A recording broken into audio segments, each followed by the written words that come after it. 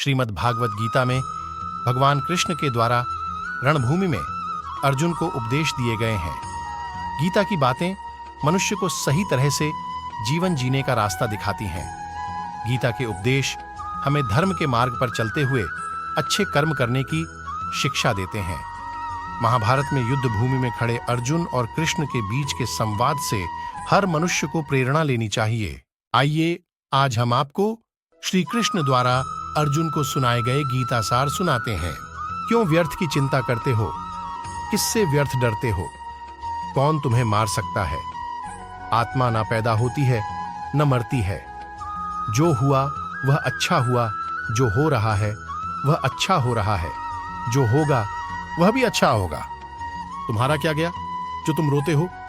तुम क्या लाए थे जो तुमने खो दिया? तुमने क्या पैदा किया था जो नाश हो गया? न तुम कुछ लेकर आए, जो लिया यहीं से लिया, जो दिया यहीं पर दिया, जो लिया इसी भगवान से लिया, जो दिया इसी को दिया। खाली हाथ आए और खाली हाथ चले। जो आज तुम्हारा है कल और किसी का था, परसों किसी और का होगा। तुम इसे अपना समझकर मग्न हो रहे हो। बस यही प्रसन्नता तुम्हारे दुखों का कारण है। परिवर्तन संसार का नियम है। जिसे तुम मृत्यु समझते हो वही तो जीवन है। एक क्षण में तुम करोड़ों के स्वामी बन जाते हो, दूसरे ही क्षण में तुम दरिद्र हो जाते हो। मेरा तेरा, छोटा बड़ा, अपना पराया मन से मिटा दो। न यह शरीर तुम्हारा है न तुम शरीर के हो। यह अग्नि, जल, वायु, पृथ्वी, आकाश से बना है और इसी में मिल जाएगा। परंतु आत्मा स्थिर है। फिर तुम क्या हो? तुम अपने आप को भगवान को अर्पित करो। यही सबसे उत्तम सहारा है। जो इसके सहारे को जानता है वह भय, चिंता, शोक से सर्वदा मुक्त है। जो कुछ भी तू करता है उसे भगवान को अर्पण करता चल और इसी में मिल जाएगा। परंतु आत्मा स्थिर है। फिर तुम क्या हो? तुम अपने आप को भगवान को अर्पित करो। यही सबसे उत्तम सहारा है। जो इसके सहारे को जानता है वह भय, चिंता, शोक से सर्वदा मुक्त है। जो कुछ भी तू करता है उसे भगवान को अर्पण करता चल। ऐसा करने से सदा जीवन मुक्त का आनंद अनुभव करेगा। मानव शरीर अस्थाई और आत्मा स्थायी है। जीवन का एकमात्र सत्य है वो है मृत्यु। गुस्से पर काबू करना चाहिए, क्योंकि क्रोध से व्यक्ति का नाश हो जाता है। व्यक्ति अपने कर्मों को नहीं छोड़ सकता है।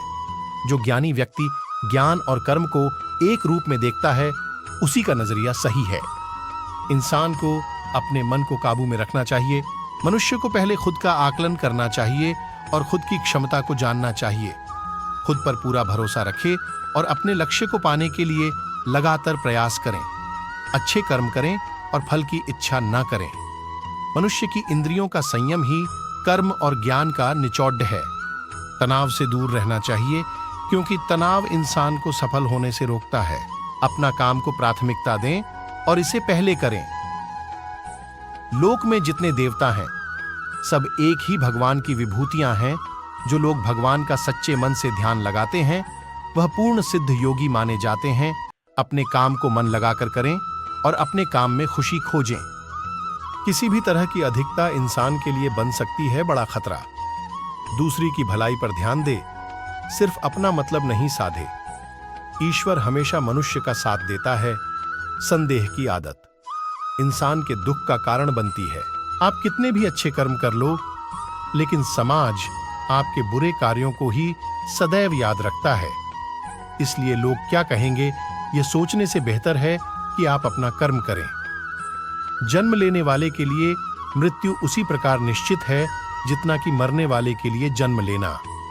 इसलिए इस विषय पर शोक मनाना व्यर्थ है। जिस मनुष्य ने कभी विपत्तियां नहीं देखीं, उसे अपनी ताकत का एहसास कभी नहीं होगा। विपत्तियां हर मनुष्य को अंदर से मजबूत बनाती हैं। प्रशंसा चाहे कितनी भी करो, परंतु अपमान बहुत सोच समझकर करना चाहिए, क्योंकि अपमान वो उधार है जो अवसर मिलने पर हर व्यक्ति ब्याज के साथ चुकाता है।